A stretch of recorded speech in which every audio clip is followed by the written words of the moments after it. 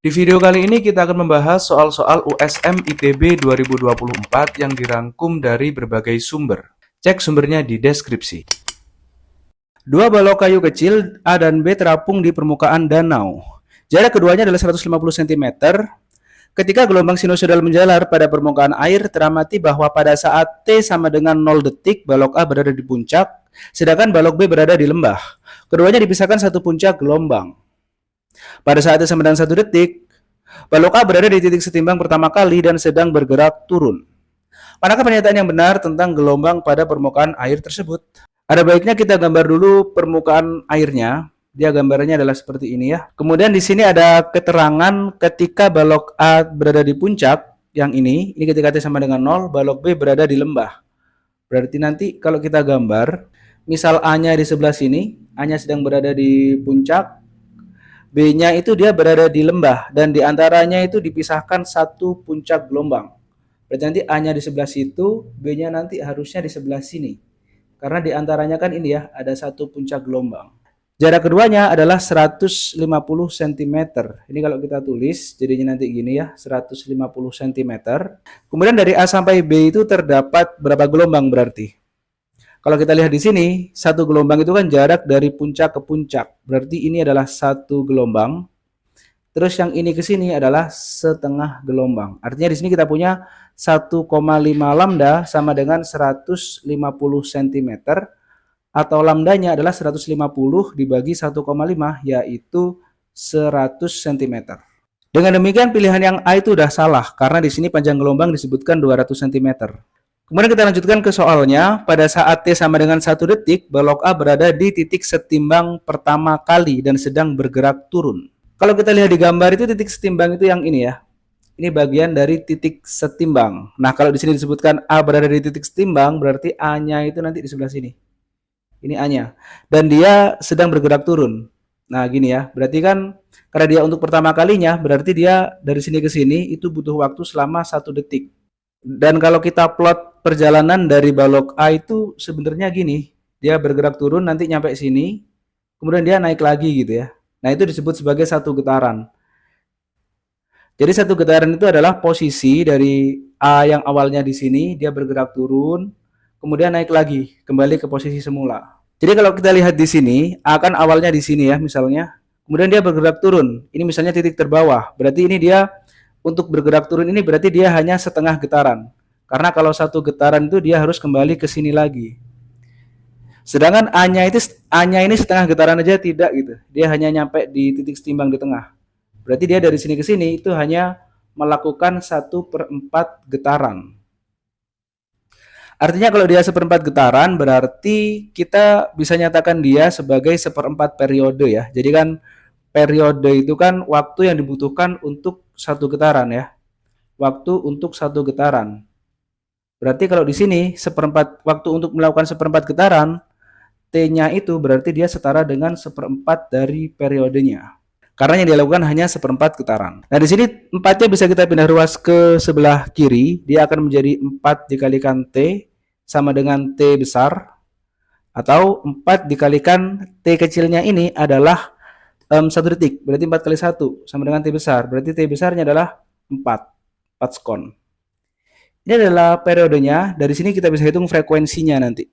Karena frekuensi hubungannya dengan periode itu adalah 1 per periode. Berarti 1/4 atau 0,25 Hz. Dengan demikian jawaban yang tepat untuk soal ini adalah pilihan yang C. Kemudian kalau kita cek jawaban-jawaban yang lain, misalnya jawaban yang B ya, pada saat T sama dengan 1 detik, balok B berada di titik setimbang dan sedang bergerak turun. Itulah jawaban yang salah. Kenapa? Karena di saat 1 detik, itu B-nya memang benar di titik setimbang, tapi dia sedang bergerak naik. Jadi yang pilihan B ini salah.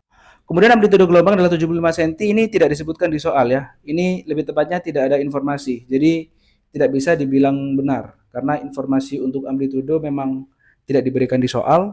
Kemudian yang pilihan E, balok A akan kembali berada di puncak saat 4,5 detik, itu salah karena dia akan kembali di puncak saat 4 detik karena periodenya di sini 4 detik. Jadi dia kembali ke titik awal itu 4 detik bukan 4,5 detik.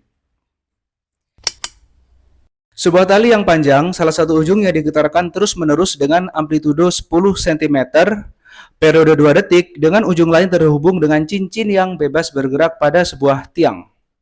Jika cepat lambat gelombang pada tali tersebut 18 cm per sekon, dan pada tali terjadi gelombang stasioner, maka amplitudo gelombang stasioner pada titik P yang berjarak 12 cm dari ujung bebas adalah titik. Baik, ini adalah materi tentang gelombang stasioner. Gelombang stasioner dengan ujung bebas. Oke, kenapa ujung bebas? Karena kalau kita lihat di sini, dia terhubung dengan cincin yang bebas bergerak pada sebuah tiang. Kalau saya gambar tipis-tipis lah ya di sebelah sini, misalnya ini adalah tiang, kemudian saya letakkan cincin di sebelah sini, saya hubungkan dengan tali. Nanti kan gini dia ya, gambarnya yang dimaksud itu. Jadi tangan saya itu berada di sebelah sini, menggerakkan tali ini ke atas dan ke bawah. Nanti akan terbentuk gelombang seperti ini. Ini gelombang datangnya, yang mana dia ke arah kanan. Kemudian gelombang pantulnya itu nanti gini gambarnya. Jadi yang warna merah ini adalah gelombang pantul dari tali itu. Nah, nanti gini ya. Kemudian untuk persamaan gelombang stasioner pada ujung bebas itu nanti simpangannya adalah seperti ini ya. Y sama dengan 2A kemudian cos kx sin omega t. Jadi yang perlu diingat kalau dia stasionernya itu ujung bebas, X-nya ini nempel dengan cos. Nanti kalau di sisi yang lain, di kasus yang ujungnya itu adalah tetap, berarti nanti cosnya itu, maksud saya X-nya itu nempelnya ke sin. Kemudian amplitudo di sini adalah amplitudo gelombang mula-mula atau gelombang datang sebelum terjadi superposisi. Jadi nanti kalau kita nyatakan di sini AS ini 2A cos kx itu bisa dinyatakan sebagai AS, yang mana AS itu berarti amplitudo superposisi. Amplitudo superposisi itu artinya amplitudo gabungan. Sehingga pertanyaan di soal, amplitudo gelombang stasioner pada titik P yang berjarak 12 cm itu adalah amplitudo yang ini yang ditanyakan tuh, yang AS. Bukan amplitudo yang ini kan amplitudo gelombang datang. Jadi kita bisa langsung saja masukkan angkanya nanti bahwa AS adalah 2A cos dari KX. Nah, amplitudo gelombang datangnya juga sudah disebutin di soal, yang mana dia adalah 10 cm. Berarti kita bisa langsung masukkan di sini, dia menjadi 2 dikalikan 10. Kemudian cara mencari K-nya itu kita bisa menggunakan persamaan cepat lambat gelombang, yaitu V sama dengan omega per K. Atau K-nya sama dengan omega dibagi V. Berarti K sama dengan omega itu kan frekuensi sudut. Frekuensi sudut di sini bisa kita dapatkan dari sini, dari periodenya. Bahwa omega itu setara dengan 2pi dibagi periode, kemudian dibagi dengan cepat lambatnya V. V-nya sendiri sudah ada di soal, yaitu yang ini. Kemudian kita masukkan angkanya, berarti nanti 2pi dibagi periodenya adalah 2 detik, kemudian dibagi dengan 18. Di sini 2pi dibagi 2 bisa ya, 2 bagi 2 kan saling meniadakan. Berarti K-nya adalah pi per 18. Ini satuannya berarti nanti cm pangkat negatif 1. Nah, mungkin dari kalian ada yang bertanya, kenapa kok kita nggak memakai K sama dengan 2pi per lambda? Ya sebenarnya bisa aja ya, tapi kan lambdanya tidak disebutkan di soal. Artinya kita harus mencari lambdanya dulu menggunakan V sama dengan lambda per T besar, kemudian nanti lambdanya adalah V kali T besar, kemudian dimasukkan ke sini. Ya bisa aja pakai cara itu ya. Jadi sebenarnya bebas ya, tergantung kitanya gitu ya, pakai cara yang mana. Kalau saya cenderung pakai cara yang ini sesuai yang diketahui di soal.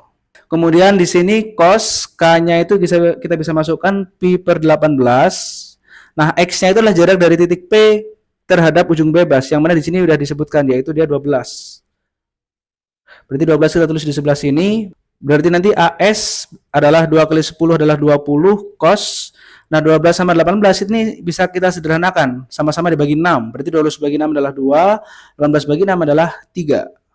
Berarti dia menjadi cos dari 2 per 3 pi. Kalau pi-nya kita ubah menjadi dalam bentuk derajat, yaitu 180 derajat, berarti 180 dibagi 3 itu adalah 60 derajat. 60 derajat kali 2 adalah 120. Berarti 20 cos 120 derajat. Cos 120 itu nilainya adalah negatif setengah ya. Berarti nanti dia adalah 20 dikalikan negatif setengah. Atau bisa kita tulis berarti negatif 10 cm. Nah, tanda negatif itu menyatakan bahwa arah amplitudonya ke bawah. Jadi kalau saya tunjuk di dalam gambar ini misalnya ya, seperti ini. Yang amplitudo 10 cm itu kan dia arahnya ke atas. Kalau dia negatif 10, ada negatifnya itu maksudnya dia arahnya ke bawah. Nah, kalau saya gambar nanti berarti tanda panahnya ke bawah gini. Jadi kalau nilainya ya ini 10 cm, tapi negatif itu menyatakan arahnya saja ya. Arahnya ke bawah. Jadi di pilihan jawaban nanti pasti yang ditanyakan nilainya. Nilainya itu berarti yang E jawabannya, yaitu 10 cm. Tidak perlu melihat arahnya.